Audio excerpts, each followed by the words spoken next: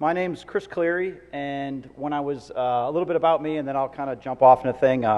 So I was asked to come out here by Nico to talk about my recent experience with Cyber Command. I just left Cyber Command not too long ago, and I had to tell Nico, I said, well, I really can't talk about Cyber Command specifically, what I did or where I was or what I did while I was there, but I could maybe talk about the military planning process in the abstract. Use some examples, and one of the things, that's why that quote on there is, plans are nothing, planning is everything. The military, we plan and execute operations, and that's sort of our backing. That's what we do.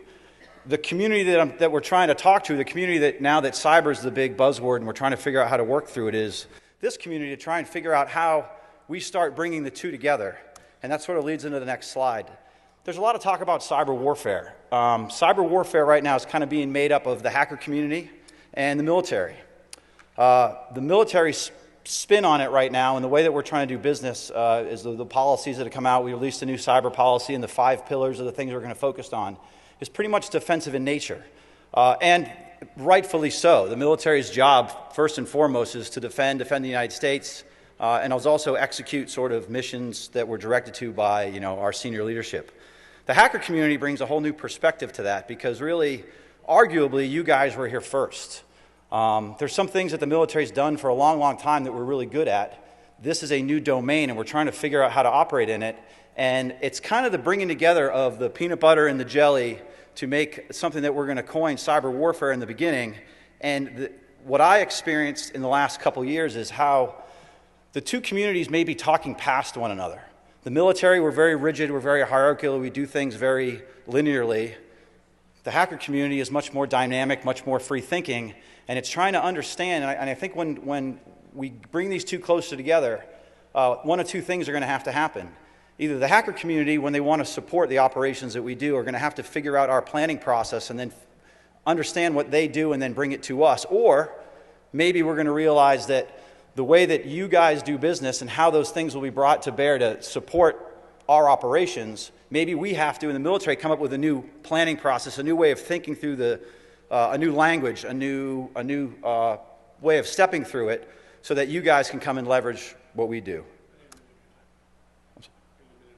Sure. Right, just a second. Unfortunately, yeah. Okay. Sorry. Don't leave. I need your mic. Oh. No, keep going. Good morning, everybody. How many people here are new to DEFCON? Raise your hands. Okay. For those of you who don't know, my name is Priest. For those of you who heard this, I apologize. I'm the designated asshole for DEFCON.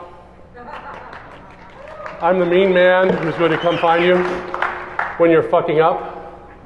Please don't fuck up. I really don't want to see you. We like it here. This is a nice venue. We love the guys where we were before, but like I said, this is a nice venue. I really don't want to be here Sunday saying, this is why we can't have nice things. That said, he's drinking light beer. That kind of scares me. It was bought for me. I didn't buy that. Somebody brought it to me, by the way. That's a good cover story. Yeah. Good cover story. What I'm here to tell you, number one, is, like I said, please don't fuck up. Number two, we are having something called the Blood Code Drive. How many people here know what the Network Ninjas are? Or the Ninja Party? Raise your hands. Okay. For those of you who don't know, one of the most awesome parties at DEFCON is the Ninja Party. Their leader has come down with a rare blood disease. We're having a blood drive / contest today from 12 o'clock to 5 o'clock. Doesn't matter what blood type you are. If you could, please donate a pint of blood. Please be smart about it. Don't drink before. Don't drink booze after. Rehydrate yourself. Don't go run a mile or something like that after you do it. But if you can do it, it would really not only help Barcode, but it would help everybody else who needs blood.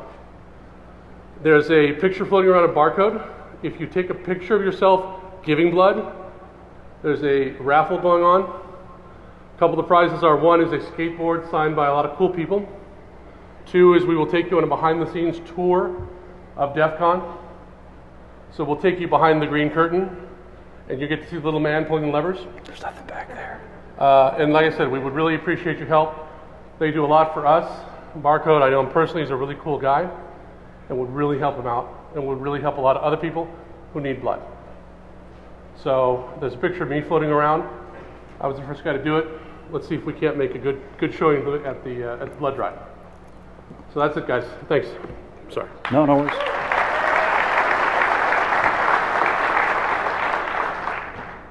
So I was just behind the green curtain a minute ago. There's really nothing back there.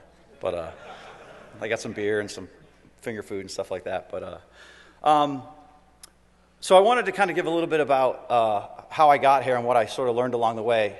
And what I mean by that is sort of the progression of becoming a military planner. And something to learn from that is we're all sort of products of our environment. I mean, everybody in this room came from some different background. They have different experiences in their life that got them either to this room or to what they do. And being a planner is no different.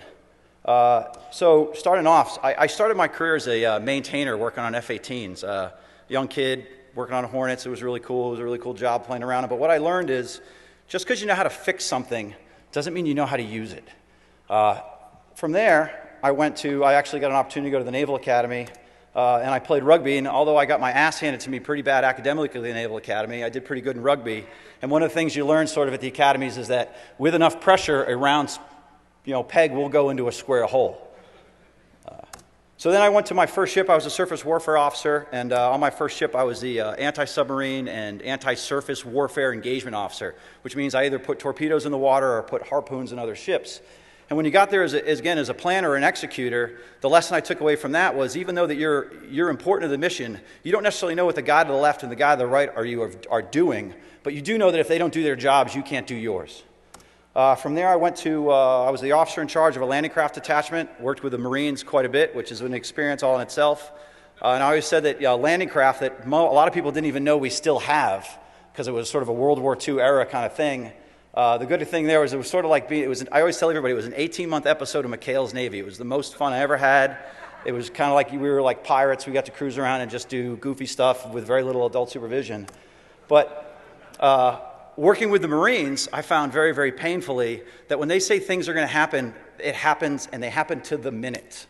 So the whole idea of being able to, given a set of orders and execute on a timeline is critically important to them, because if you don't, people die. Landing craft in particular, and the whole idea is you hit a beach as rounds are coming down, and you have to be there to the minute the rounds stop landing so the Marines have a safe environment to run onto the beach.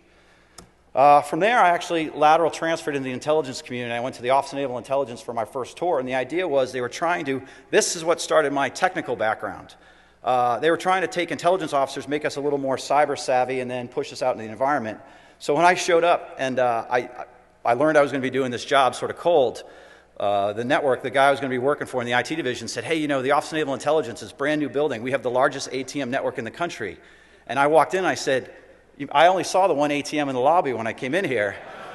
And the guy literally turned and looked at me and he rolled his eyes and he was like, holy crap, are you kidding me? This is the guy who's going to be defending our networks. So they pumped just dollar into, I went to like every SANS class there was, and these hacker courses, it just went completely over my head. But the idea was to learn how to speak the language, not necessarily be a keyboard operator, but just understand the environment. And as an officer, be able to take what you guys are doing, the IT professionals are doing, and sort of translate it to leadership, be the intermediary there. From there, because the market was so good, I ended up jumping out. I was in DC at the time and went to the private sector. I went to go work for Spartan, and I learned that being a defense contractor is a much, much different world than being a military officer or in the government for that matter. Their priorities are different. At the end of the day, they're in it to make money, and that's kind of the game you got to play. This was around the 06 time frame came around, and the surge was getting to happen, and as I was still a reservist, I mobilized, and I went to the Joint Special Operations Command, and everybody knows what those guys do now. Courtesy of, us putting bin Laden in the ground. But there were some things that I learned there. The JSOC community was a really, really cool community, and I always said it was sort of being an outsider coming into it. It was sort of like being the water boy on a Super Bowl team. You got to be on the sideline, you got to see things, but you weren't going home with any of the cheerleaders after the game, and you didn't get the ring, so you didn't get any of the credit. But also in that community, as an outsider, coming to the inside, even as help, you realize that there were communities within communities that you necessarily weren't a part of, which sort of leads me. So from there, I went back to the defense world. And then about 2+ years ago, I got mobilized again to go to U.S. Cyber Command. And what I realized as a planner there that my background with all those different experiences really set me up pretty well. The most important one was the being an outsider and insider community. You know, what they do there, especially the people that support us, is still very much a clique, and you're not always necessarily allowed into that clique. Like I said, I just got back from Iraq too long ago, and you know, I feel a little more nervous in this room than I did when I was over there. But somebody in the audience would say, "Oh, Chris, you just got back. It got so much worse after you left. I don't know what you're talking about." But we were coining this kind of thing, and when I say one of these things is not like the other, as we're out there doing operations, I read Rod Beckstrom's book, The Starfish and the Spider, and he talked about, you know, the whole decentralized thing, and we're trying to put it in a different context. And we would start kicking around this idea of sort of the deer hunter and the sniper, especially, and I think it relates to this community pretty well. So deer hunters and snipers have some things in common, and for the most part, that's the weapon system they use. You can find a rifle, the exact same rifle that a Marine sniper would use, the M40, such and such, 380 caliber, so many grain bullet, and you could probably find a lot of deer hunters that are as good, maybe better at sometimes with that weapon system from hitting a target. You could set a plate out at 800 meters and probably put those guys right next to each other, and for the most part, they might be able to take that plate down. So in the execution of the tool, the execution of the weapon system, there might not be a lot of differences there. Where the differences come in is why they're trying to shoot that plate. And then I sort of put the pictures up there of the rifle scopes. You know, so the deer hunter's out there for one purpose and one purpose only. He's there to hit a deer. He's out there during deer season. He's wearing his hunter orange, and at the end of the day, he hopes he bags his limit so he can come home, take his, you know, beef jerky or deer jerky or whatever it eats. I don't eat deer. And then, you know, feed his family. The military sniper, on the other hand, could be out there for a multitude of reasons. You know, even though he's looking through that guy through the scope, his job might just be to report that he's there. His job might be able to shoot him at a particular time that enables some operation afterwards. How he got there is another difference. That particular military sniper, what if he's a Navy SEAL and he had a halo into the environment? The high altitude, low opening jump. Maybe he scubaed in. Maybe he was delivered by a helicopter. Maybe he's been out there a week. So the differences are not necessarily in their capabilities. It's in the planning that went through to get him to that environment and why he's there. You know, his job might not be to pull that trigger at all. And I find that kind of in the community where we are now, when we talk about strategy and tactics, the military, the government's sort of working from the top down. Most of the conversations we're having right now are about big policy issues, big cyber strategy issues, you know, how we're going to try to use cyber in the future. And at the bottom, this community is really working on tactics. And I wouldn't go so far as to call them tactics, no offense to anybody in the room, but a tactic per joint pub, per definition, is something that's used in combat, which is what makes the military very different, even from the intelligence community. And that kind of leads into my next slide. So when I say those two things are not necessarily the same, these two things are not necessarily all that different.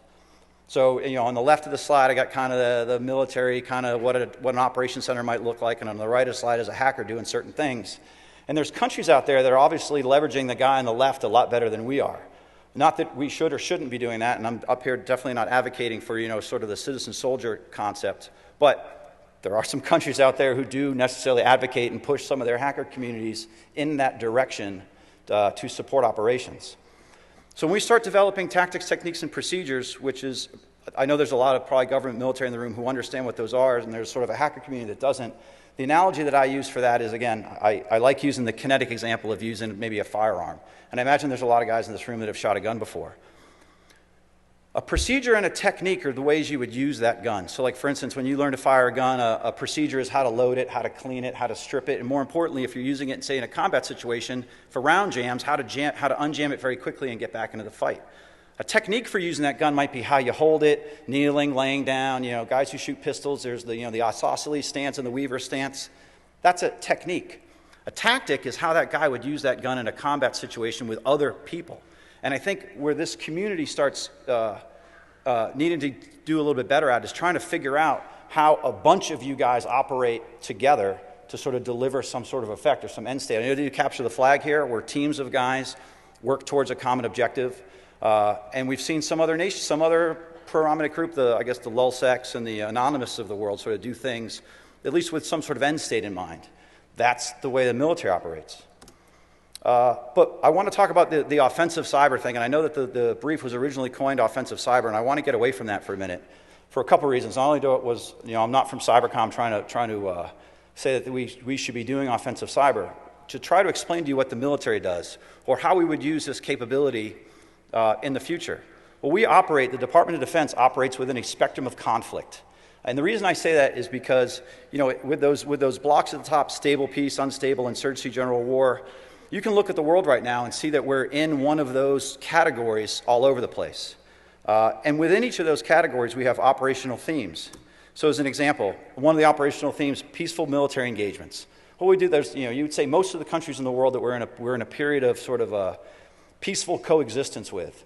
And especially our allies, our partners, we do training, we do recovery operations when we need to, things like arms control, counter-drug. When we start moving up the level a little bit, limited intervention is actually the one I'd like to talk about the most, and one that I'm going to talk about again, as I go through some more slides. But a limited intervention is a specific operation to achieve an end state, a clearly defined end state, limited in scope. Sort of those examples there, a NEO is a non-combat evacuation operation. The Marines do those all the time. Go into an environment, maybe it's breaking down, you got to get some American citizens out of there, how are they going to do it? Strikes and raids. Strikes and raids, I think we're beginning to see now, and we might see more of. And as we start thinking through this might be how we classify these kinds of operations. I got a slide coming up in a little bit where I talk about Stuxnets just as an example. But I would classify that as a strike or a raid for whoever did it, however it was done with a limited scope to achieve a certain objective and then kind of end the operation. Peace operations, kind of self-explanatory. There's lots of reasons we're in peace operations. Irregular warfare. Again, on irregular warfare, you could see that kind of in how we support either irregular warfare or go to fight irregular warfare. Iraq and Afghanistan have sort of devolved into irregular warfare. They kind of came from major combat operations and sort of going backwards. And in the spectrum of conflict, the military's goal is, as we plan operations to execute through that spectrum of conflict, is to take it from the right of that spectrum and bring it to the left. We're there to take violent actions and bring them, and hopefully by the time we leave, we're in a period of stable peace, or at least we've left it better than we found it. I'm sure we could have a lot of arguments about the things that we're doing now and if we're going to leave places better than we found them, but that's the idea. That's our intent. That's why we're going there. So within the whole spectrum of conflicts, you got the elements. Now, I know this is kind of an eye chart, and I apologize for that. And this is mostly for the people afterwards who want to go through the slides and read through them a little bit more. But within any of those operations I just showed you on the last slide, the kind of things that we would do there are represented here. So that we have offensive, defensive, stability, and civil support operations. Now, how you weight those, again going back to that last slide, is what kind of makes that operation that operation.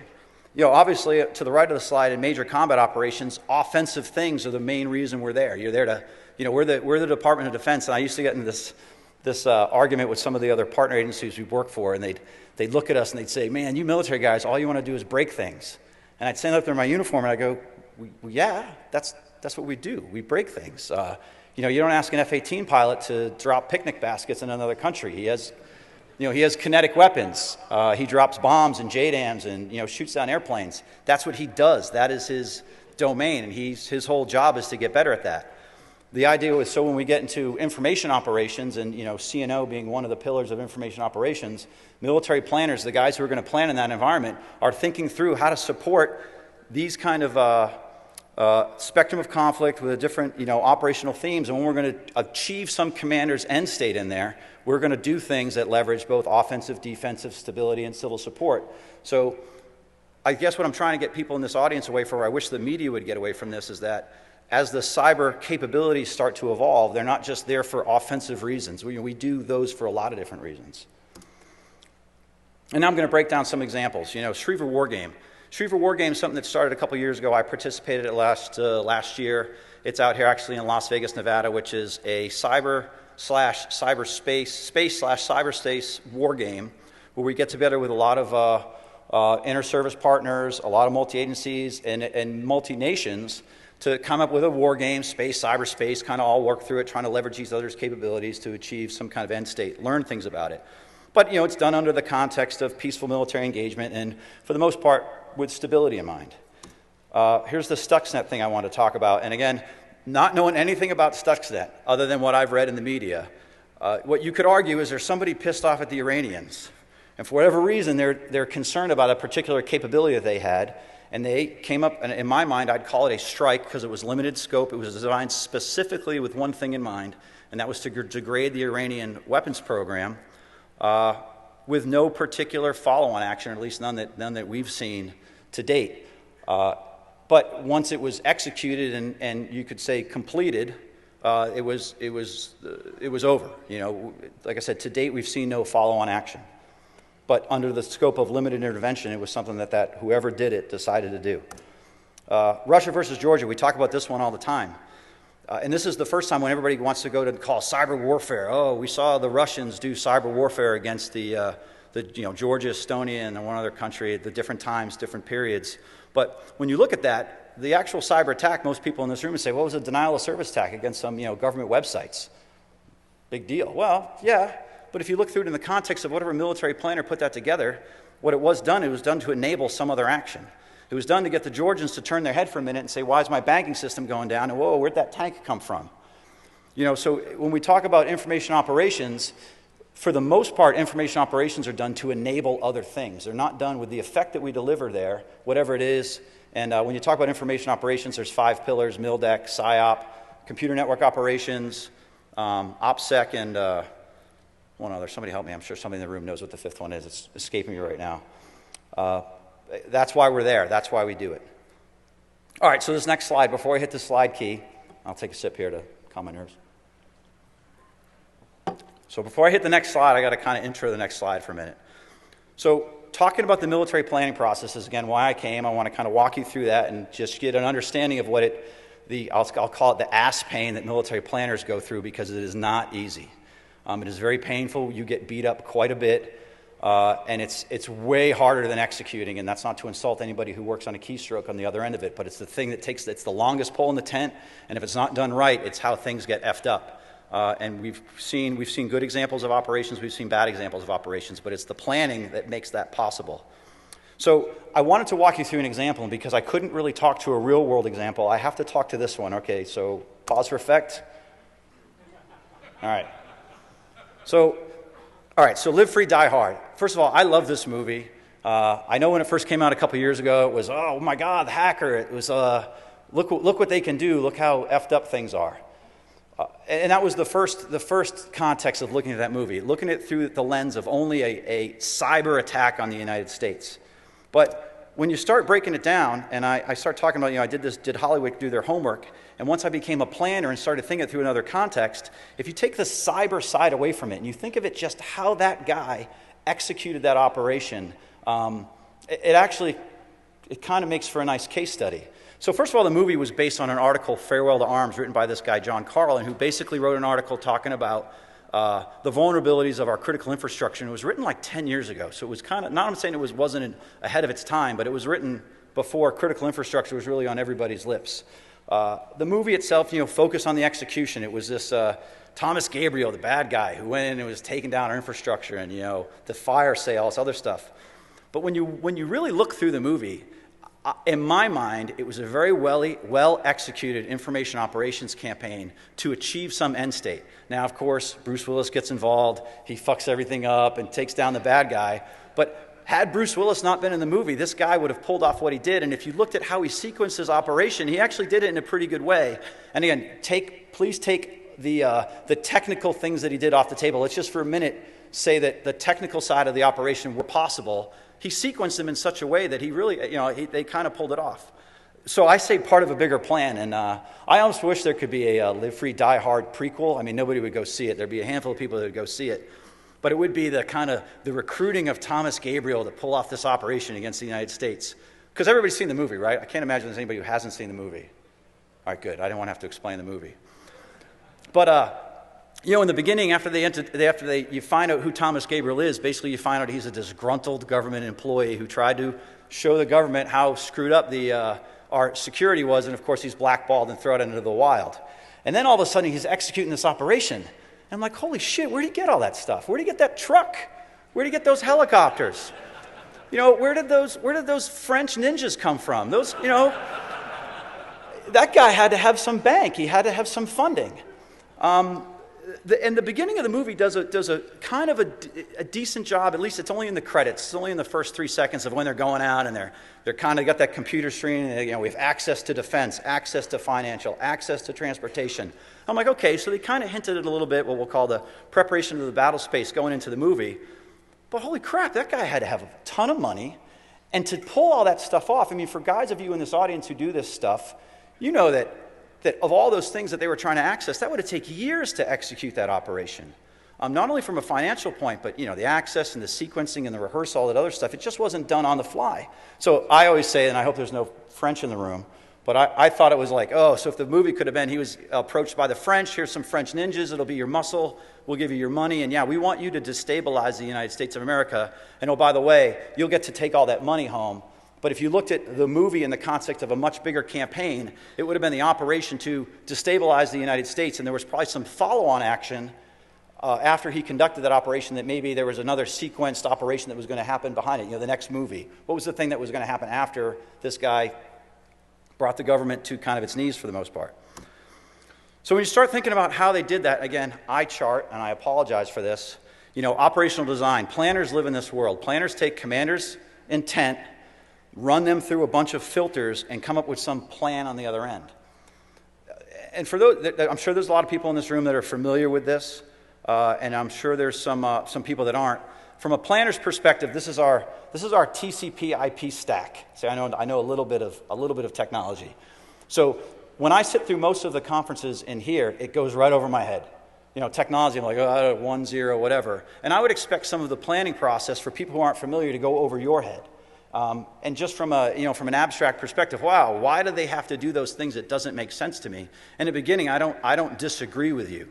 But when you become a planner, and what I would argue is, there's a lot of people out there that think there are planners, and I thought I was a planner when I showed up, just on the fact that I was a military officer that had done amphibious landings and done harpoon engagements. And yes, there is a planning perspective to that, but it's not military joint operation planning and execution planning, which is a whole different animal. And you kind of learn that the painful way the first time you go to present something and they ask you a million questions, like, oh, I didn't think of that, and you get beat up. So as you look at that slide from sort of the left to the right, operational art, that operational art we coined in the military is based on your experience and based on the way that you kind of know certain capabilities work and certain things work together. You're able to use that, put some plans together that kind of make sense, and throw them out the other side to your leadership to buy off on. One of the things that we're finding out in cyber is it's difficult for us military planners to understand this new capability, which is why it becomes painful at times, not only for the reasons it's hard to explain to military leadership what it is that you guys do, but it's also difficult for us to quantify the effects of what you guys do, which makes leadership a little bit hesitant to maybe execute on operations. So when you start doing sort of this mission analysis, you get into this effects-based planning. And what that is on the right side of the slide, you sort of see the military end state, which is what you want done. What are you trying to do? And as I'm going to kind of relate this back to the movie, I'm going to kind of jump between planning and jump between the movie. Military end state, and I got another slide that talks to this in a second, was destabilize the United States, or ultimately in the movie it was he was going to get into Woodlawn and steal all the financial data that was being backed up there. Well, to do that, knowing that the end state is you got to look at your target, and I'm going to move to the right side again and go to center of gravity. Center of gravity analysis is something that takes the most time for what we're doing, because that ultimately leads us to where we want to deliver our effects. Center of gravity usually, Clausewitz defines it as, the hub of all power movement on which everything depends. So when you break that down, center of gravity, you get critical capabilities, and you can do this in a lot of different ways. And maybe just for an example, we'll say like an air defense system. Well, an air defense system's critical capabilities, it's got the missile, it's got the launcher, it's got the radar, and the radar's broken in. It's got a detect radar, track radar, fire control radar. It's got people, it's got power. Those are all the things that make that system operate.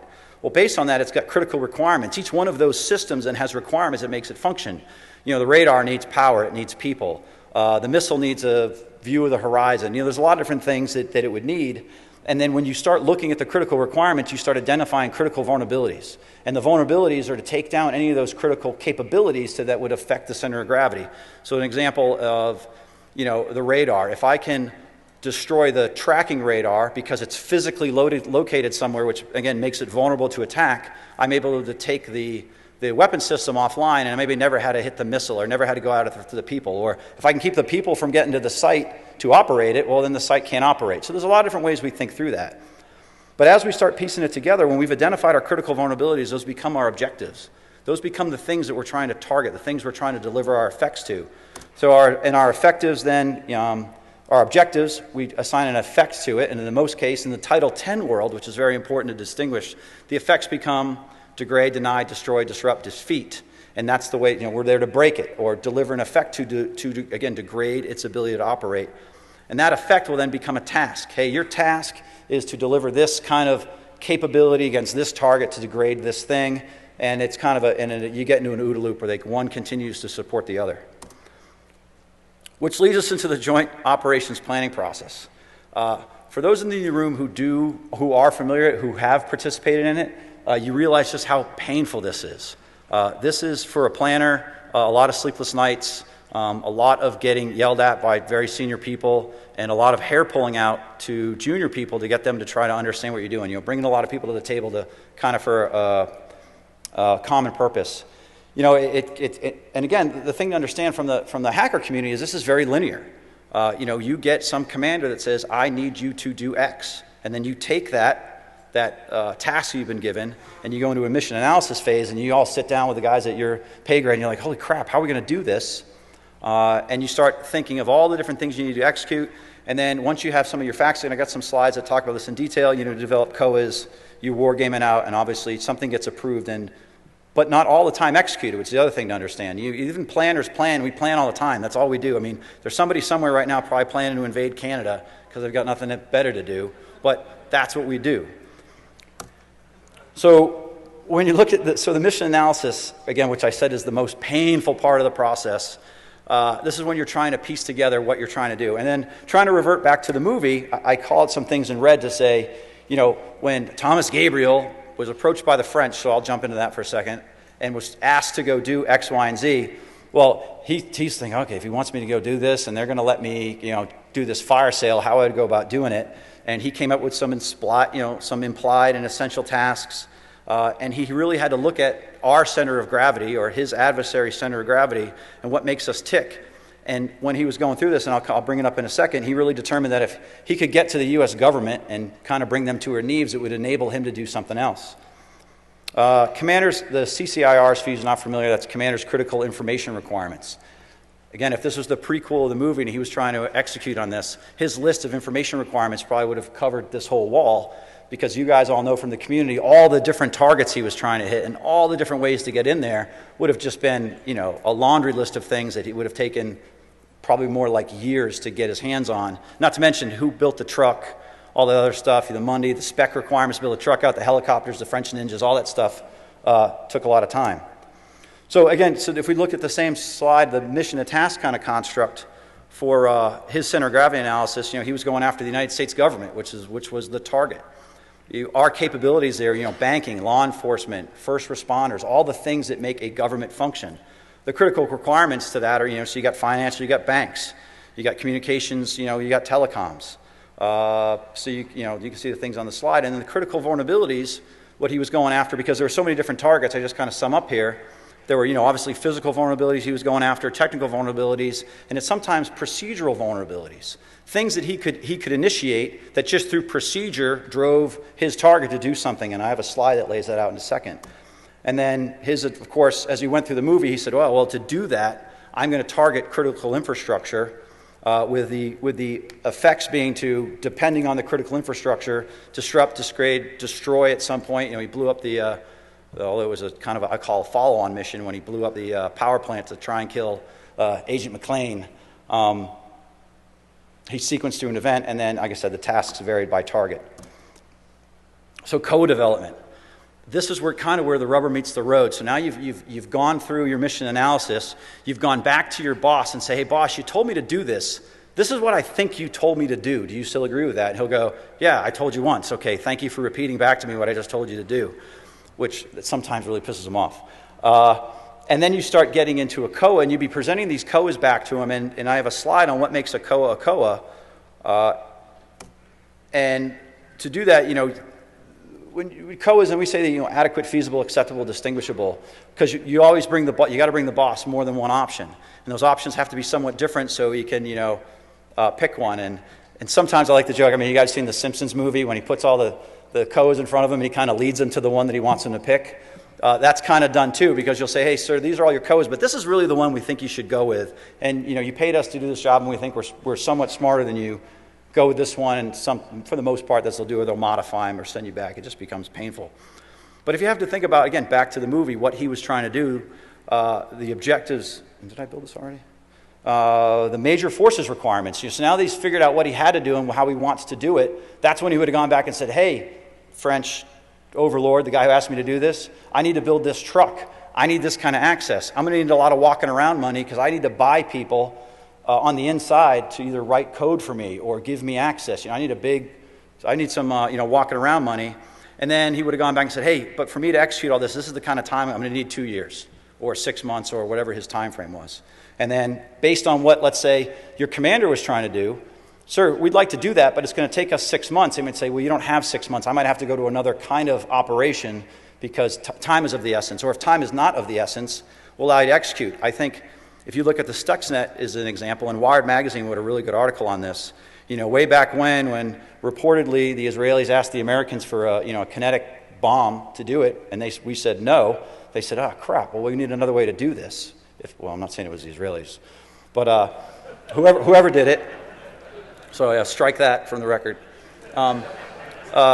Whoever did it, they said, hey, some cyber geeks, sorry, no offense to anybody in the room, said, hey, we've got this way of maybe trying to do this. It's got a long lead time. It's going to take a lot of time to execute, and we got to do all these steps. And somebody said, well, yeah, time is kind of on our side, so go ahead, run with it. But I can tell you, whoever was planning on doing whatever probably had some follow-up operation just in case that didn't work, and in case time got of the essence, that there was some probably follow-on action to deliver the same kind of effect. From there, you take all your COAs, and then you start wargaming them out. And then, you know, with these potential decision points and branches and sequels. That's really important because everything you're going to try and execute in, you'd need, if it doesn't work or if it doesn't go down the way you want, you have to have some kind of follow-up position, or you got to stop the operation. Excuse me. Let's see, and based on that, then I'm going to kind of walk you through what I call Gabriel's plan. And this is kind of where the rubber meets the road, in the sense that whenever you're trying to accomplish something and you've got your commander's end state and you've got hey, this is how I think we're going to accomplish it, then you've got to sort of sequence it, because what you find is the sequencing of the operation is really what makes the operation. And I say that's sort of the difference between maybe this community, I'm saying the hacker community and the military is again, we're very hierarchical, we're very linear, we do one things after another because that's the way we do business. So again, going back to the movie, I kind of carved the movie up into 3 major lines of operation. The first one was sort of, I'll call house cleaning, and that was, hey, what are the final things I need to do to execute on the operation? And you know, he was killing off all his help because he didn't want those guys screwing things up. The next one was the fire sale, because in the movie they sort of coined, that's what the government, you know, halfway through the movie thought was going on. It was a major terrorist attack to take down our infrastructure and just screw things up, just because somebody was disgruntled at us and they wanted to, you know, bring down the United States. With the third line of operation being Woodlawn. And if you guys remember the movie, Woodlawn was really the whole reason he was there. It wasn't necessarily to do the fire sale. It was to enable his ability to get access to Woodlawn and steal that information. The fire sale was what he just kept everybody busy with so he could execute something else, which is why I coined this as information operations. He used non-kinetic effects to enable his end state or his kinetic operation. But in the movie, which was also cool, he would synchronize kinetic and non-kinetic things at the same time to enable one another. So as we start moving through the operations and the different phases, phase 0 was all his prep that he was doing to finish the environment. You know, he was collecting all his last intel, getting his last source code. And then he started tying up all his loose ends before he executed. And that's when he's killing off all those programmers, because those are the guys that are the loose ends. If I leave them lying around, maybe they'll screw me up, which, of course, you know, stealing the punchline, everybody who's seen the movie knows that's exactly what happens with, you know, Bruce Willis's help, of course. So he eventually got to a certain point where he said, hey, I'm ready to execute the operation. I think I've done my leading into it. I'm ready to go. And he executes phase one, and the first thing he does is he attacks transportation. And at that point, people just see it for what it is. Wow, it's a big transportation glitch. They're not putting two and two together. But eventually it's, well, wait a minute. Traffic goes down here, and the FAA's reporting something over here, and Amtrak went down over there. Whoa, this is not a coincidence. We're under attack, and they label it as under attack, and people start freaking out. He moves from there. I thought a nice line. He said, let's get him outside for some fresh air, and he goes after the anthrax alarms. And when he sets off the anthrax alarms, now everybody's getting out of the building. Again, it gives him some more breathing room. It gets the government out of the building. It allows him to, I think he displaces at this point. He moves from one place to another. It gives him some time and space to get ready for his next thing. But what you learn later in the movie is that was a very specific operation required to achieve his end state. They also show that scene, you jump to the Social Security Administration, it doesn't mean anything at the time, and they show people leaving that building. That's one of the buildings he needed to evacuate, because that was really his target. But when all the buildings evacuate, that doesn't really mean anything to the government, because everybody just left their buildings. So where's the target? So once he evacuates that building, now he goes after a kinetic operation, which he goes in and he seizes the building. The people are all out. It's a relatively limited light is on security. He puts his goons in there. His goons go take down all the security guards, and then prep for his next operation, which means I'm in that server room. I've downloaded my malware. I'm ready to start receiving the download, which executes stage two. Stage two was he goes and he attacks the financial market. Now, from the fire sale line of operation, it makes a lot of sense. It's the fire sale. Oh, everything must go. We're going to go after financial. We're going to go after power. We're going to go after electric. So under that line, and the government's thinking is, wow, this is just a big, huge cyber attack. This is just a big, huge terrorist attack on the United States. But in his operation, that was required because that's what's triggered the download from the financial district to his target, where his guy was waiting to receive the payload. And in here, we'll talk about our first branch or sequel. So as a military planner, I'd say, well, that has to happen. That download from the Wall Street to my target has to happen. And if I can't do it non-kinetically to support the fire sale, I might have to have a sequel set up to do it kinetically. So maybe in the movie, if that didn't work, he had some kinetic strike, bombing on Wall Street, a attack on something in that area that would have had the same effect. And he would have had guys on call to say, hey, that failed. We're going to go to sequel one, which is the kinetic attack on Wall Street, again, to drive the same operation. Because if that didn't happen, the fire sale would have gone down. It would have looked like a terrorist attack, and it might have enabled the, let's say, the French's plan to destabilize the government. The fire sale would have gone through. But his whole plan then of being able to go to Woodlawn and steal that information would have failed. So at our point, if that doesn't happen, the operation for the most part is a failure. So then the download begins. He gets this download at 20% kind of thing. And at that point is when the decision's made to send his girlfriend out to the power plant facility and take it down. Now, I watched the movie 3 or 4 times, and I'm like, why the hell did he take down the power? It doesn't make any other sense. And then it kind of hit me as well. It's sort of the trifecta on the fire sale. It sets the rest of the fire sale down, which would, again, in my opinion, I think he did that to sort of cover his tracks. I'm going to do the fire sale. It makes sense. They're expecting it. It's one of those things they'll think will go. And it's going to take them so long to figure out that why I was really here was to get into Woodlawn, was to steal this information. And before you figure any of this out, I'm going to be gone in Paris, more than likely, hanging out with all my money. But at the end of the day, the mission wasn't complete. And why wasn't it complete? Because in my opinion, he didn't do his work on his first line of operation, which says, other than the fact that I know that this line of operation is supposed to kill all these bad guys, I don't think he thought through it enough with a proper sequel in place that said, if something horrible goes down, I might have to put a lot more effort into tying up my loose ends. He doesn't. McClane gets in there. McClane, screws everything up, and it kills the operation. So if you think of that in a sequenced event from an I.O. planner, that's how we would have to present to our leadership a campaign. Leadership would have said, yeah, go ahead, that makes sense to me, execute. So as I'm kind of getting the hook to get off the stage, I want to leave with this. Everything I just said is in joint pubs. And for those of you who kind of want to learn more about the way the military operates, go check out these joint pubs. They're all there. Actually, some of them come in little cliff notes. They're online. And for those of you who want to sequence operations or figure out how you're going to enable certain things, again, understanding how the military operates is sort of really important to the subject. And I think when you come to us, understanding our processes, we try and make realms, come into conferences like this, understand your processes. we'll start taking, things that take weeks and months and years, and maybe we'll start getting them down to days and hours or minutes.